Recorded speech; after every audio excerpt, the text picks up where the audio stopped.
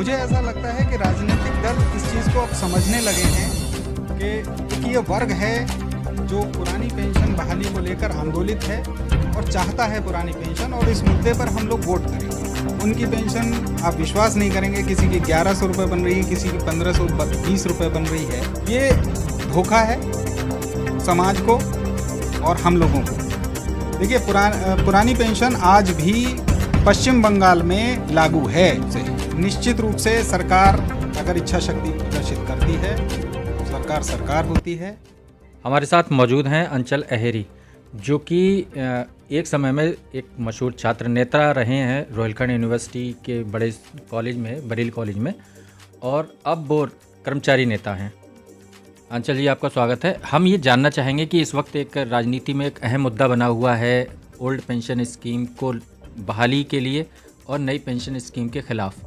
तो कुछ राजनीतिक दल जो है इसको उन्होंने अपनी वादे में इसको शामिल किया है। आपको क्या लगता है कि ये सब जो चल रहा है राजनीतिक तौर पर, क्योंकि इलेक्शन है, विधानसभा चुनाव होना है उत्तर प्रदेश में, तो ये इस चुनावी मुद्दे के तौर पर आप इसको कैसे लेते हैं? देखिए, मैं सबसे पहले तो अपने आंदोलन को बधाई दूंगा। गत 4-5 साल से हम लोग इस मुद्दे को लेकर, पुरानी पेंशन बहाली को लेकर आंदोलनरत हैं, सड़कों पर उतरे हैं।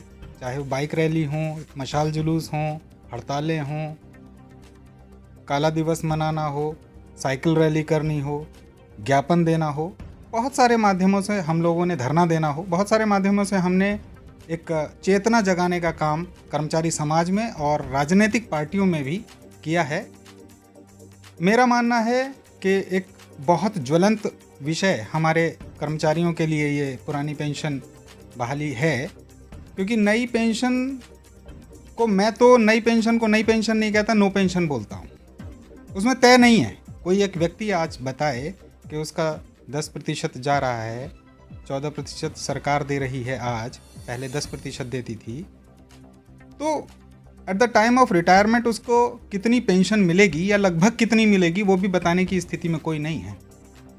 हमारी पूरे देश की मैं बात करूं, अगर प्रदेश की बात करूं, तो हमारी मानसिकता ये है कि हम लोग एक एश्योर्ड चीज़ चाहते हैं।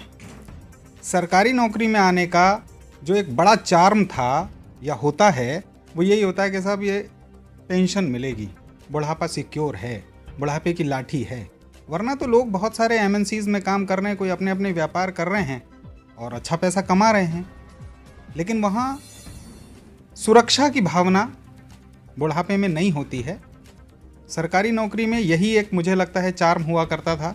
अदरवाइज़ तो सैलरीज बहुत कम हैं काम के हिसाब से, क्योंकि धीरे धीरे आप देख रहे हैं कि नहीं, हम इसके महत्व तो इसका है ही, तभी लोग इतनी बात कर रहे हैं। लेकिन हम ये जानना चाहते हैं कि इसका क्या कारण है कि इस वक्त कोई राजनीति का ये मुद्दा बन गया है। इससे पहले क्यों नहीं बन रहा था ये? किसी इलेक्शन में या किन्हीं पॉलिटिकल जो पार्टीज़ हैं उनके बीच में इलेक्शन से पहले भी या नेताओं के मुंह से इस सवाल को लेकर कोई बहुत बात नहीं। जैसे आपने मान लीजिए आंदोलन किया, आपने ज्ञापन दिया, आपने उन तक बात पहुंचाई, ये एक बात है, ये एक सिलसिला आपके लेवल का तो है, लेकिन राजनीतिक दलों ने तो इस पर कोई दखल नहीं दिया इससे पहले।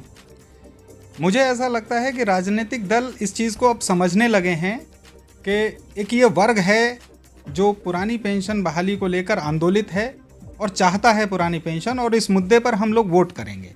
ऐसा हम लोग अपने संगठन में अपने लोगों के साथ चर्चा कर रहे हैं, बैठकें कर रहे हैं, रणनीति बना रहे हैं कि हम लोग इस मुद्दे पर अब वोट करेंगे, और वोट करना भी चाहिए। हर किसी व्यक्ति को अपने मुद्दे पर वोट करना चाहिए, चाहे वो किसी भी वर्ग का हो। तो आज कर्मचारी वर्ग का सबसे बड़ा ज्वलंत मुद्दा पुरानी पेंशन बहाली है, और जब तक हम लोग इस मुद्दे पर वोट नहीं करेंगे तो वास्तव में राजनीतिक पार्टियां हों या कोई भी व्यक्ति हो, कहते हैं ना साहब कि जब तक बच्चा रोता नहीं है तो माँ भी दूध नहीं पिलाती है। तो आज की स्थिति यही है। कर्मचारी बहुत संवेदनशील है इस मुद्दे को लेकर, बहुत जागरूक है। हम लोग जागरूक कर रहे हैं पूरे प्रदेश में, राज्य कर्मचारी संयुक्त परिषद के बैनर तले या अलग अलग संगठनों के तले हम लोग कर्मचारियों में जा रहे हैं और उनसे बात कर रहे हैं, और बहुत अच्छा रिस्पांस हमारे साथियों का आ रहा है।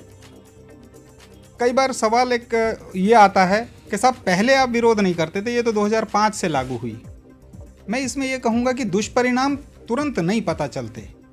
हमें हमारे साथ के लोगों को, जो हमारे सीनियर्स रहे, उन लोगों को इसके दुष्परिणाम नहीं पता थे कि ये न्यू पेंशन स्कीम सब्ज-बाग दिखाए गए।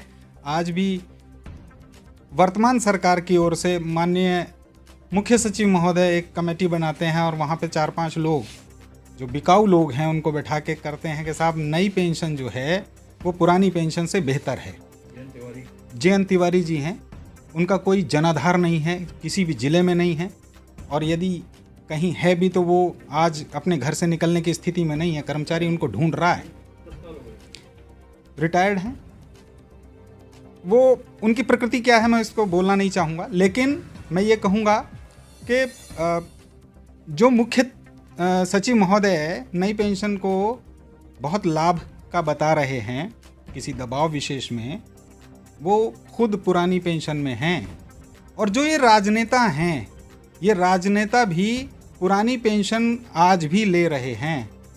कर दें कि भाई हम पुरानी पेंशन नहीं लेंगे, नई में तो बहुत फ़ायदा है, वो नहीं कर रहे हैं। तो ये दोगली बातें नहीं चलेंगी। मेरा मानना है कि ये दोगली बातें नहीं चलेंगी। और अब कर्मचारी बहुत पक चुका है, इनके बहकावे में आने वाला नहीं है। और मैं तो फिर कहूँगा कि राजनीतिक चेतना आई है हमारे समाज में, और हमारे समाज का एक बहुत बड़ा मुद्दा है और इसको हल होना चाहिए। अच्छा, एक बात ये है कि इससे पहले ये कोई राजनीतिक मुद्दा इसलिए नहीं बना, ऐसा कहा जाता है कि पहले जो कर्मचारी संगठन या ट्रेड यूनियंस जो हैं उनके बीच में ऐसा कोई बहुत मुद्दा नहीं था, क्योंकि पहले संख्यात्मक तौर पर ऐसा मतलब बहुत बड़ी संख्या नहीं थी जिसको नई पेंशन स्कीम लेना पड़ती। तो धीरे धीरे करके ये संख्या बढ़ती चली गई और पुराने जो पेंशन में के दायरे में आने वाले लोग थे वो रिटायर हो गए, ट्रेड यूनियन लीडरशिप से भी रिटायर हुए हैं एक तरह से। तो इस वजह से ये मुद्दा बनना शुरू हुआ ट्रेड यूनियंस के और कर्मचारी संगठनों के बीच में, नई जनरेशन की वजह से। ऐसा है क्या? हाँ, निश्चित रूप से इसका भी अपना योगदान है। जैसे मैं पुरानी पेंशन में हूँ, 2005 से पहले से सरकारी सर्विस में आया। जहाँ तक मैंने कहा ना कि हम लोगों को, जो लोग इससे वो थे, इसमें थे नई पेंशन में, उन लोगों को इसके दुष्परिणाम नहीं पता थे। आज कुछ लोग, हमारे कुछ साथी रिटायर हो रहे हैं और उनकी पेंशन आप विश्वास नहीं करेंगे, किसी की 1100 रुपये बन रही है, किसी की 1520 रुपये बन रही है। और वो जबकि अपनी जो वेतन पा रहा था वो 30,000 या 25,000 या 35,000 रुपया वेतन पा रहा है, और उसकी पेंशन आज 1500 रुपये अगर बन रही है तो वो अपना परिवार कैसे चलाएगा? वो स्वयं का खर्चा नहीं कर पाएगा। बुढ़ापे की लाठी छिन गई। तो ये जो आपने बात कही, ये बिल्कुल ठीक बात है। आज जो हमारे साथ का नया कर्मचारी साथी जुड़ा हुआ है, उसके दिल की टीस है। वो चाहता है कि भाई साहब हमारा किसी तरह से पुरानी पेंशन बहाल हो जाए, हमारा बुढ़ापा सिक्योर्ड हो जाए। आज आप देख रहे हैं परिवार टूट रहे हैं, बहुत बुरा हाल है।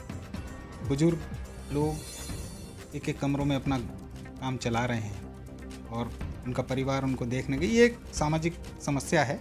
लेकिन अगर कुछ आर्थिक संबल उस व्यक्ति को मिले तो मुझे लगता है कि समाज। अच्छा, अभी कितनी संख्या होगी उत्तर प्रदेश में जो जिनको नई पेंशन स्कीम में अगर नहीं ये बहाली होती है ओपीएस, तो उनको नई पेंशन स्कीम में ही शामिल रहना पड़ेगा? ऐसी कितनी संख्या होगी? मैं एक तो इत्तेफाक करूंगा कि नई पेंशन स्कीम, इसको बोलना ही छोड़ देना चाहिए। नो पेंशन स्कीम जिसको आप कह रहे हैं। स्कीम है।